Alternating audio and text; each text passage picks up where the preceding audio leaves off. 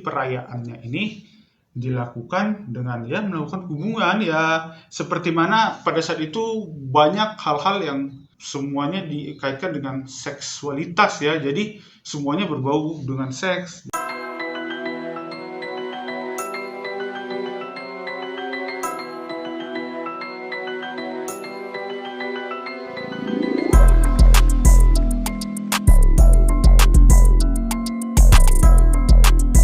Kembali lagi di Wanjer, Wawasan Jerry, sama gua Jerry Simamora.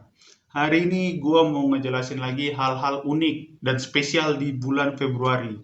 Kalau video kemarin gua mau ngejelasin tentang perpolitikan di Indonesia, sejarahnya, perkembangannya, dan juga keadaan-keadaannya ya. Walaupun situasi saat ini ya ada sedikit gejolak di antara kita para pendukung, cuma ini gue mau ngasih himbauan ke teman-teman penonton nih sebelum masuk ke wawasan yang akan gue berikan ke lu untuk tetap tenang, tetap damai, tetap bersahabat, tetap bersaudara.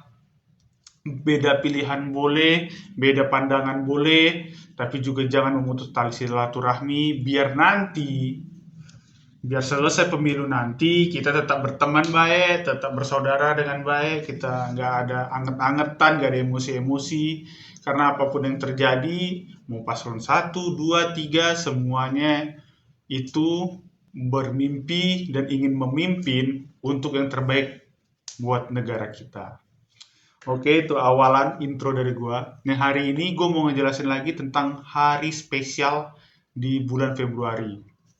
Ini pasti teman-teman udah pada tahu, udah pada sering denger nih tentang hari Valentine atau hari kasih sayang. Ini biasanya budaya-budaya barat yang sering digaungkan atau diomongin sama orang tuh budaya-budaya ya seperti ini.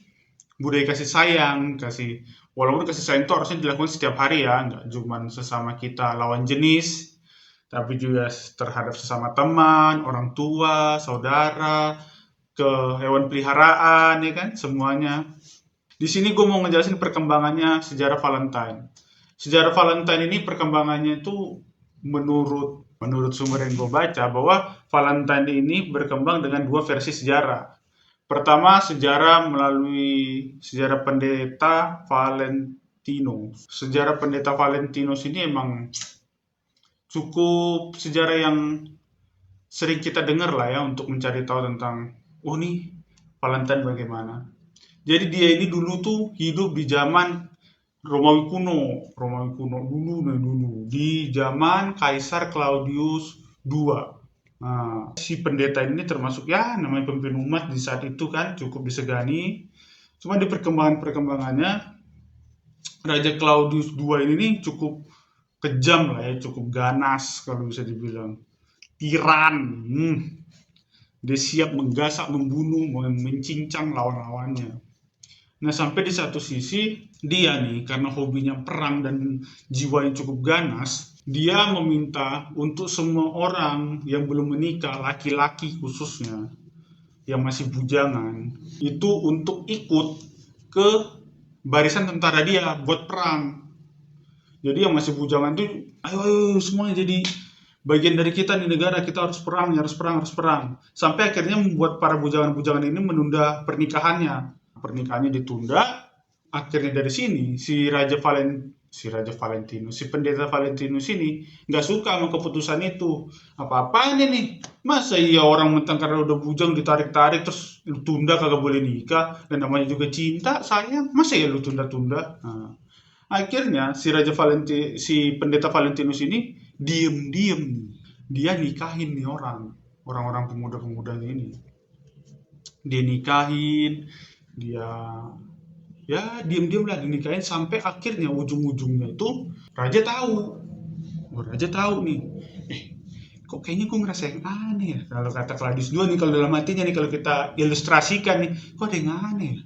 Kok tiba-tiba dikit nih, yang gue tahu di sensus kemarin banyak ini orangnya yang belum nikah, kok tiba-tiba dikit ini. Nah, dicari tahu dapet lah ternyata si Raja Valentinus ini yang nikahin, tetap dinikahin biar ya kalau yang namanya kudu cinta ya kudu pengen nikah ya nikah, jangan ditahan-tahan gitu maksud dia. Akhirnya dia dihukum dah dihukum dia untuk dibunuh. Nah, pada saat penghukumannya itu di tanggal 14 Februari dan dianggaplah dia sebagai bagian dari hati ya, bagian dari hati. Bagian dari orang yang mengekspresikan tentang cinta gitu loh. Dia tetap memaksakan walaupun akhirnya dia taruhannya nyawa dan sekarang mungkin di agama Katolik dianggap sebagai santo, tapi dia tetap memaksa dia sebagai orang representasi cinta nih. Lanjutin yang tadi tuh kalau di cerita bahwa akhirnya si Raja Valentino ini menjadiin diri dia, bukan ngejadiin sih, orang menganggap dia sebagai orang yang suci itu tadi. Di sejarah kedua nih, gue mau ngejelasin ada festival atau kebiasaan dari orang Italia Romawi kuno juga nih dulu nih, namanya Festival Lupercalia. Nah, di zaman Romawi kuno nih, Festival Lupercalia ini atau Lupercalia ini dilakukan untuk memperingati atau merayakan Dewi Kesuburan. Nah, Dewi Kesuburan ini bisa kita artikan bahwa pada zaman itu, bahwa Dewi-Dewi Kesuburan ini melambangkan tentang ya seksualitas, tentang ya sedikit berbau ya. Seperti itulah. Jadi perayaannya ini dilakukan dengan ya melakukan hubungan ya seperti mana pada saat itu banyak hal-hal yang semuanya dikaitkan dengan seksualitas ya, jadi semuanya berbau dengan seks, jadi mereka melakukan hubungan, melakukan ya seperti itulah. Dan perayaan-perayaan ini nih sering dilakukan setiap tahunnya, dilakukan pada masa Romawi kuno. Jadi bagian Lupercalia ini dianggap juga sebagai bagian bentuk rasa kasih sayang dengan melakukan hubungan seks secara festival gitu di pada masa Romawi kuno. Cuman di perkembangannya Lupercalia ini ya sudah menjadi tradisi biasa di kaum-kaum orang Itali dan juga tanggalnya itu diadakan tanggal 15 Februari. Kalau Valentine di 14 Februari, Lupercalia ini di tanggal 15 Februari. Dia di tanggal ini melakukan festival tuh rame-rame segala macam. Dan juga festival ini terus diadakan sebagai bentuk rasa kasih sayang gitu loh. Di perkembangan di setiap negaranya gitu ya, bahwa banyak orang melakukan ekspresi pada tanggal 14 itu berbeda. Kalau misalnya kita lihat dari sejarah itu tentang sepasang kekasih ya, seperti Valentinus tetap menikahkan, Santo Valentinus atau Lupercalia tentang membahas dewa kesuburan, melakukan hubungan itu. Kalau sekarang udah perkembangan Valentine itu udah cukup luas. Banyak teman-teman merayakannya dengan Valentine dengan makan bersama dengan pasangannya, atau mungkin makan bersama dengan keluarganya, tukar kado, atau bagi coklat, bunga, dan macam lah banyak cara yang dilakukan untuk berbagi, mengekspresikan cinta di tanggal 14. Sampai mungkin ada yang melakukan kegiatan seperti lupa kalian tapi secara personal dia dengan pasangannya ada juga karena itu bagian dari mengekspresikan cinta ya kan, cuma kita tidak boleh menghakimi. Di perkembangannya juga nih Valentine yang tadi gue jelasin tentang perayaannya di keadaan sekarang, Valentine juga punya simbol-simbol khas nih.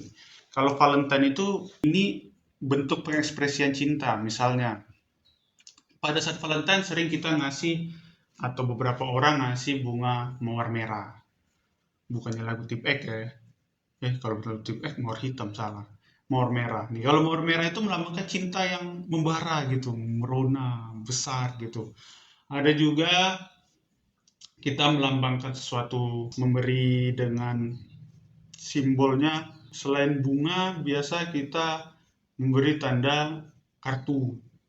Kartu gitu kan, kartu selamat hari Valentine. Dan ada gambar Dewa Cupidnya. Nah, Dewa Cupid yang dia gambarkan anak sosok bayi yang bawa panah, yang di ujungnya ada gambar love gitu kan. Itu melambangkan dari mitologi Yunani yang dia diekspresikan sebagai malaikat penebar cinta gitu. Dan juga banyak-banyak lagi nih ekspresi-ekspresi cinta, dan juga di beberapa negara 14 Februari ini dianggap sebagai hari benar-benar kasih sayang gitu loh. Di Filipina contohnya, itu mereka banyak melakukan pernikahan di tanggal 14 Februari. Gitu. 14 Februari ini karena dianggap, wah ini hari pas nih, hari kasih sayang, dia jadi melakukan pernikahannya di tanggal 14 Februari. Dan juga pengekspresiannya di zaman dulu nih, tentang si Valentine ini, si Sarang Heo ini, itu udah ada yang dari dulu. Kalau di zaman kerajaan mereka pakai surat cinta. Jadi nih, surat cinta nih, letter of love ya, ataupun itu diekspresikan dari orang dulu untuk kekasihnya, untuk pasangannya. Jadi kalau raja-raja dulu misalnya, atau mungkin pendekar, kesatria-kesatria dulu, dia ditangkap, dia akan menulis surat cinta, dia kirim ke pasangannya. Atau dari rumah, kan karena tidak mungkin di zaman dulu, di 1000 tahun atau 500 tahun yang lalu, ada ini kan handphone, atau ada email, atau ada Skype, atau Skype tua banget ya. Kalau sekarang bisa WA call itu ya, video call. Itu ya, kalau sekarang mereka pakai surat cinta. Jadi surat cinta, kata-kata romantis, pujangga itu sudah ada sejak zaman dulu. Jadi selama pengekspresian cinta itu masih sering terjadi, masih sering banyak dilakukan, ya sepanjang itu juga bahwa kita sudah ada nih sejarah-sejarah Valentine yang mengikuti. Jadi buat teman-teman nih semuanya yang lagi merayakan Valentine, hari kasih sayang, sebarkan rasa cinta, rasa sayang kalian tuh ke semua orang, ke siapapun itu, termasuk ke jam 8 worldwide. Jadi teman-teman, buat sekarang jangan lagi malu untuk mengungkapkan rasa cinta, walaupun nggak harus dengan kata-kata, nggak ada yang kata-kata yang romantis kayak zaman dulu nulis surat, nggak perlu. Tindakan aja biar orang-orang di sekitar kita merasa, wah, makin akrab, makin sayang sama kita, ya kan. Sekian dari gua, Jerry Simamura, di Wanjer, sejarah singkat tentang Valentine. Dan gua harap kalian semua jangan lupa untuk subscribe dan like, share, dan tonton video ini sampai habis. Sekian dari gua, terima kasih.